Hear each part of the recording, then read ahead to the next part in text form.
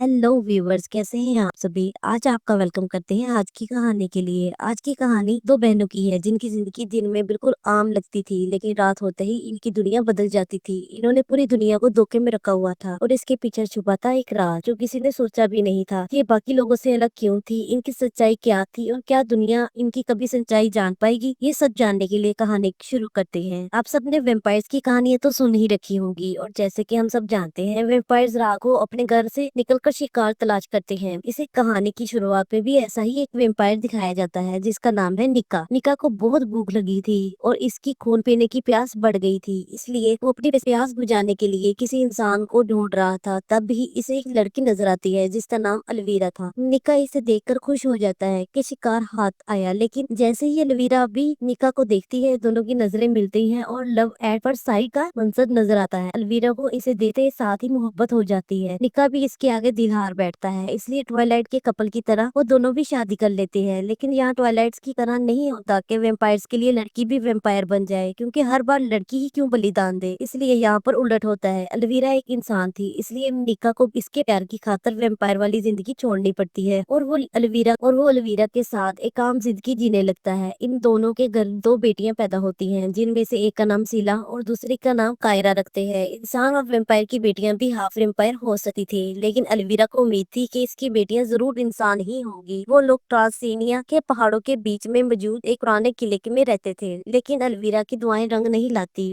और इसकी दोनों बेटियां अपने पिता के वेम्पायर होने और मॉम के इंसान होने की वजह से आधी इंसान और आधी वेम्पायर निकलती हैं। निका ने वेम्पायर्स वाली जिंदगी तो छोड़ दी थी, लेकिन फिर भी वो लोग इंसानों से अलग ही अपना घर बनाकर रहते थे। ये परिवार ट्रांसिलिनिया के पहाड़ों में रहता था, लेकिन अलवीरा को अपने देश जर्मनी की बहुत याद आती थी। इसलिए वो निका से कहती है हमें जर्मनी चले जाना चाहिए ताकि वो अपनी बेटियों को आम इंसानी दुनिया में रहना सिखा सके। निका इसकी हर बात की तरह ये बात भी मान लेता है। इंसानों के अलावा बाकी सब मखलूक प्यार में पूरी तरह पागल होती है और वो अपने महबूब की सारी बातें मान लेती है। काश के इंसान भी ऐसे हो जाएं। आखिरकार वो लोग जर्मनी जाते हैं तो अलवीरा अपने माता पिता से भी मिलती है, लेकिन वो इन्हें निका के वेम्पायर होने के बारे में कुछ भी नहीं बताती, क्योंकि वो लोग इस बात पर विश्वास भी नहीं करते कि दुनिया में वेम्पायर्स भी पाए जाते हैं। वहाँ दोनों बहनों के लिए पहाड़ों से निकलकर आम इंसानों की दुनिया में रहना बहुत मुश्किल हो रहा था, क्योंकि वो दोनों इंसान होने के साथ साथ वेम्पायर्स भी थी और यही सबसे बड़ी प्रॉब्लम थी कि ना वो इंसानों में बिताती थी और ना ही वेम्पायर्स में। यहाँ जर्मनी आने के बाद अलवीरा और निका इन दोनों का एक स्कूल में एडमिशन करवा देती है। शीला को इंसानी दुनिया बहुत पसंद आती है और इसे यहाँ एडजस्ट होने में ज्यादा वक्त नहीं लगा, लेकिन कायरा को इंसानी दुनिया में रहने में मजा नहीं आ रहा था। वो यहाँ से वापस ट्रांसलिनिया में जाना चाहती थी, जहाँ वो वेम्पायर वाली जिंदगी गुजार रही थी। कायरा को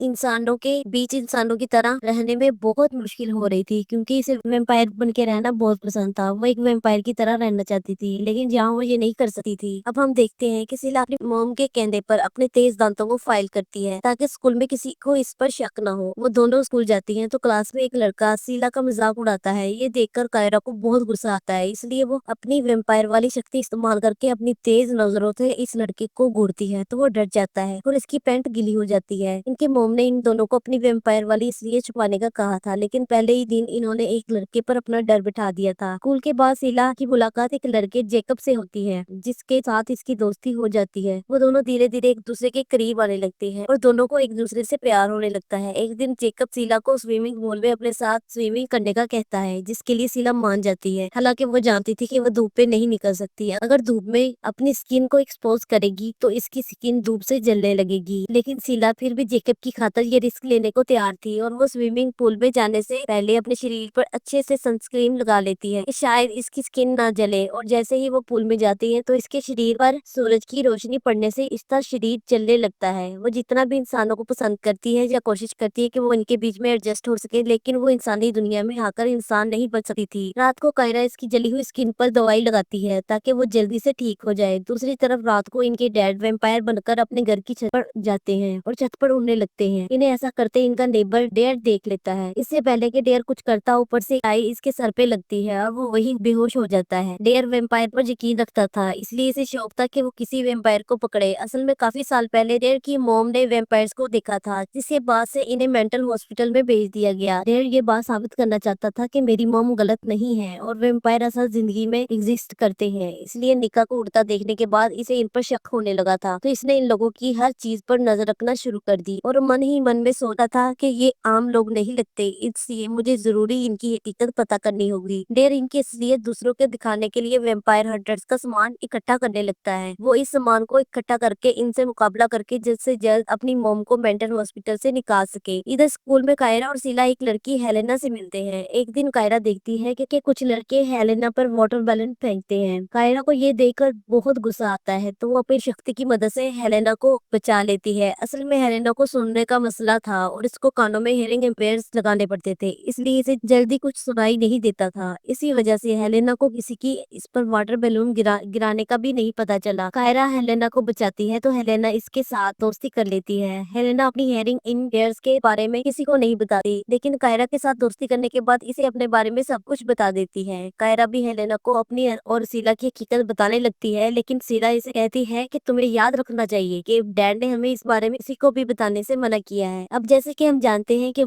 वैम्पायर्स मोस्टली दिन के वक्त सोते हैं, इसलिए कायरा के लिए भी बहुत मुश्किल होता था कि वो क्लास में खुद को सोने से रोक पाए। और एक दिन वो क्लास में खुद को सोने से रोक नहीं पाती और सो जाती है। सोते हुए कायरा नींद में ही चलने लगती है। इसे नींद में चलता देखकर क्लास का वही लड़का जिसने शीला का मजाक उड़ाया था हंसने लगता है। नींद से जागने पर ये सब देखकर कायरा को बहुत बुरा लगता है। वो एक बार फिर से वापस जाना चाहती है। इसे लगता है वो इस दुनिया में आगे नहीं बढ़ पाएगी। दूसरी तरफ शीला को जैकब फिर से स्विमिंग पूल में अपने साथ स्विमिंग के लिए बुलाता है, लेकिन इस बार शीला इसे मना कर देती है क्योंकि वो नहीं चाहती थी कि एक बार फिर इसकी स्किन सूरज की रोशनी से जल जाए। शीला के मना करने पर जैकब निराश हो जाता है। अगले सीन में हम देखते हैं कि इन दोनों की मोम यहाँ आने के बाद बहुत खुश थी। वो यहाँ बहुत जल्द अपनी बुटीक खोलने वाली थी। इधर कायरा को एक वेम्पायर एसोसिएशन की तरफ से कंपटीशन में भाग लेने के लिए एक लेटर मिलता है जो इन्होंने चमगादड़ के जरिए भेजा था। ये देखकर कायरा बहुत खुश होती है और खुशी के मारे इस बारे में ऊंची आवाज में बात करने लगती है और यही इनका नेबर डेयर इनकी बातें सुन लेता है। ये सब सुनने के बाद वो इंटरनेट पर वो इस कंपटीशन के बारे में सर्च करने लगता है, तो इसे पता चलता है ये कंपटीशन असल में वैम्पायर्स का है। डेयर को विश्वास हो जाता है कायरा और इसका परिवार वैम्पायर्स है। इनसे मुकाबला करने के लिए कुछ और वेपन्स मंगवाता है। अब जैसा कि हम जानते हैं कि वो दोनों हाफ वैम्पायर्स हैं, जिनकी वजह से कायरा वैम्पायर्स की तरह ज्यादा देर उड़ नहीं सकती थी। जैसा कि पीछे दिखाया गया है कि शीला सूरज की रोशनी में ज्यादा देर नहीं रह सकती थी क्योंकि इसका शरीर जलने लगता था। इसलिए वो दोनों बहनें विश करती हैं कि या तो वो मुकम्मल इंसान होती या मुकम्मल वैम्पायर के ऐसे इनकी जिंदगी पूरी तरह से अजाब बन गई थी। इस बीच इन्हें एक मैजिक शो नजर आती है। वो दोनों इस मैजिक शो को देखकर सोचती है हम मैजिक से अपनी इच्छा पूरी कर सकते हैं। इससे पहले कि वो मैजिक शो में जाती इनका एक क्लास फेलो इन्हें वहां जाने से मना करता है, लेकिन वो इसे घास नहीं डालती और वो दोनों शो में वहां चली जाती हैं। यहाँ इन्हें एली नाम का एक आदमी मिलता है। ये आदमी लोगों की इच्छाएं पूरी करने का दावा करता था। वो दोनों बहनें ये सुनकर बहुत खुश होती हैं कि इनकी मन की इच्छा पूरी हो जाएगी। शीला की इच्छा थी कि वो मुकम्मल इंसान बन जाए और कायरा चाहती थी कि वो मुकम्मल तौर पर वैम्पायर बन जाए। इनकी इच्छाएं सुनकर एली इन्हें मना करता है कि तुम्हें इस विश को पूरी नहीं करना चाहिए क्योंकि ये तुम दोनों के लिए बहुत खतरनाक हो सकता है। वो दोनों इनकी बात पर कोई ध्यान नहीं देती और मैजिक के दौरान गलती से इन दोनों की इच्छाएं एक दूसरे से बदल जाती हैं, जिस कारण कायरा मुकम्मल इंसान बन जाती है और शीला मुकम्मल वैम्पायर बन जाती है। इन दोनों की इच्छाएं एक दूसरे से बदल जाने की वजह से बहुत मुश्किल होने लगती है। शीला को मुकम्मल वैम्पायर बनने के कारण अब इंसानी खून पीने की तलब होने लगती है, इसलिए वो रेफ्रिजरेटर में पड़ी ब्लड वाली सारी चीजें खा लेती है। दूसरी तरफ कायरा को दिखाया जाता है जिसे तो इंसानों से पहले ही नफरत थी और वो इंसानी जिंदगी को बिल्कुल भी पसंद नहीं करती थी, और अब इंसान बनने के बाद इसे और भी मसला होने लगा था। इंसान बनने के बाद कायरा ठीक से यहाँ एडजस्ट नहीं कर पाती। दोनों को अपनी नई हालत पसंद नहीं आती, इसीलिए वो फिर से एली को ढूंढने लगती हैं क्योंकि वो दोनों अपनी पहले वाली हालत में वापस जाना चाहती थी। यहाँ डेयर कायरा और शीला के परिवार पर नजर रखे हुए था। एक रात वो चोरी चोरी इनके घर घुस जाता है। शीला और कायरा दोनों बातें कर रही थी जब अचानक इनकी नजर डेयर पर पड़ती है। डेयर बहाना बनाते हुए इन्हें एक चूहा दिखाता है जो इनके डैड ने थोड़ा सा खाकर छोड़ दिया था। इनकी मॉम ये देखती है तो डेयर से कहती है ये हमारा पेट था और तुमने इसे मार दिया। सारा इल्जाम खुद पर आता देखकर डेयर वहाँ से भाग जाता है। वो समझ जाता है कि इन लोगों को वैम्पायर साबित करना इतना आसान नहीं होगा। अगले दिन स्कूल के बाद शीला जैकब से कहती है मुझे पढ़ाई में तुम्हारी मदद की जरूरत है, तो जैकब इसके घर आकर इसे पढ़ाने लगता है। शीला को इंसानी खून पीने की इच्छा होने लगती है तो वो जैकब पर हमला करने ही वाली थी। इस बीच वहाँ कायरा पहुंच जाती है और जैकब को शीला से बचा लेती है। जैकब ये सब देखकर डर जाता है, इसलिए वो वहाँ से भाग जाता है। शीला फिर भी इसका पीछा नहीं छोड़ती और इसके पीछे भागने लगती है। कायरा इसके पीछे जाती है और इसे किसी तरह पकड़कर इसे रोकने की कोशिश करती है। कायरा इसे इसे रोकने के लिए इसके मुंह में एक कॉकरोच डाल देती है, जो खा के शीला शांत हो जाती है। अब शीला और कायरा अपनी हालत से परेशान होने लगती हैं, इसलिए वो दोबारा एली के पास जाती हैं और इससे रिक्वेस्ट करती हैं कि हम अपनी पहले वाली हालत में वापस जाना चाहते हैं। एली पहले तो इनकी मदद करने के लिए मना कर देता है, क्योंकि इसने पहले इन्हें कहा था कि तुम्हारी इच्छा तुम्हारे लिए खतरनाक हो सकती है, लेकिन इन्होंने इसकी बात को इग्नोर कर दिया था। इसी बीच वहाँ एली का पोता डोडो पहुंच जाता है और इन्हें बताता है कि इनकी हालत बदली जा सकती है। तो डोडो एली की एक मैजिक बुक निकालकर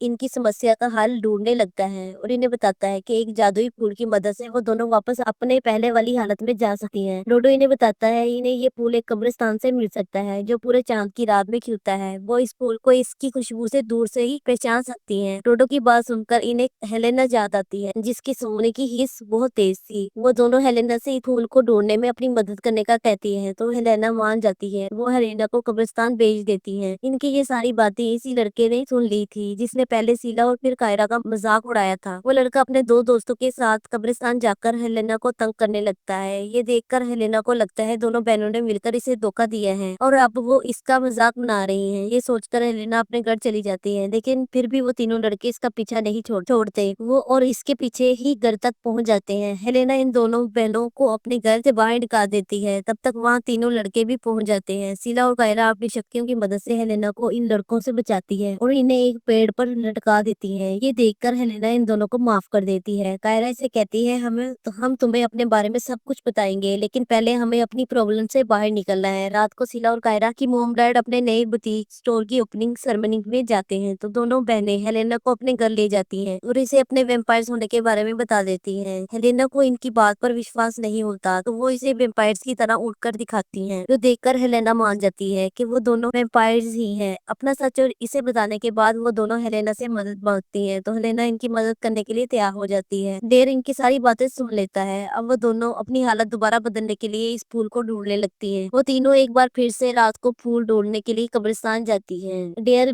भी मौका पाकर इनका पीछा करते हुए कब्रिस्तान पहुंच जाता है। हेलेना अपनी सूंघने की शक्ति से फूल ढूंढ लेती है, लेकिन इससे पहले वो इस बारे में इन दोनों बहनों को बताती, डेर इस पर हमला कर इसे इसे पकड़ लेता है और इसे चर्च में बंद कर देता है। फिर वो दोनों बहनों पर एक वेपन से हमला करता है। इस वेपन की मदद से वो इन पर होली वाटर गिराता है। इस होली वाटर से शीला और कायरा दोनों को तकलीफ होने लगती है और तकलीफ के कारण शीला बेहोश हो जाती है। अब खुद को अकेला देखकर कायरा काफी डर जाती है, क्योंकि कायरा के पास तो कोई शक्ति भी नहीं थी, क्योंकि वो तो मुकम्मल तौर पर इंसान बन चुकी थी। इसी वक्त वहाँ डूडो इनकी मदद के लिए आ जाता है। डूडो किसी तरह से शीला को होश में लाता है और शीला होश में आते ही अपनी वैम्पायर्स वाली शक्तियों की मदद से सबको डरा कर वहाँ से भगा देती है। फिर हेलेना फूल ढूंढकर इन्हें देती है। फूल हासिल करने के बाद वो दोनों दोबारा से इच्छा करने के रिचुअल को शुरू करती हैं, तो डूडो इन्हें याद दिलाता है कि अगर वो मुकम्मल इंसान या मुकम्मल वेम्पायर बनेगी तो कभी भी जिंदगी को एंजॉय नहीं कर पाएंगी। इसलिए वो दोनों आदि इंसान और आदि वेम्पायर बनने की ही इच्छा करती हैं और दोनों दोबारा से आदि इंसान और आदि वेम्पायर बन जाती हैं। दोनों की इच्छा पूरी हो जाती है और फिर डोडो डेयर से बदला लेने के लिए इसके लंच बॉक्स में एक दवाई डाल देता है, जिससे डेयर को डायरिया हो जाता है। लंच बॉक्स में मौजूद खाना खाते ही डेयर की हालत पतली हो जाती है और इसे वॉशरूम के अलावा सब भूल जाता है। शीला और कायरा समझ गई थी कि इनके लिए आदि इंसान और आदि वेम्पायर बनकर रहना ही ठीक है। इनकी फीलिंग्स इंसानों जैसी थी, लेकिन वो आदि वेम्पायर्स भी थी। इन दोनों ने सोच लिया था कि अब इन्हें अपनी जिंदगी इसी तरह गुजारनी होगी। स्कूल में शीला दोबारा जैकब से मिलती है और वो दोनों फिर से एक दूसरे के क्लोज आने लगते हैं और साथ बहुत खुश होते हैं। दोनों दोनों बहनें अपनी जिंदगी खुशी से बिताने लगती हैं, कि इन्होंने समझ लिया था कि इन्हें अभी इस दुनिया में रहकर अपनी जिंदगी को अच्छे से बिताना होगा। इसलिए अब इन्हें दोबारा मुकम्मल इंसान या मुकम्मल वेम्पायर बनने की इच्छा नहीं करनी चाहिए। और यही इसकी मूवी की हैप्पी एंडिंग हो जाती है। Thank you for watching.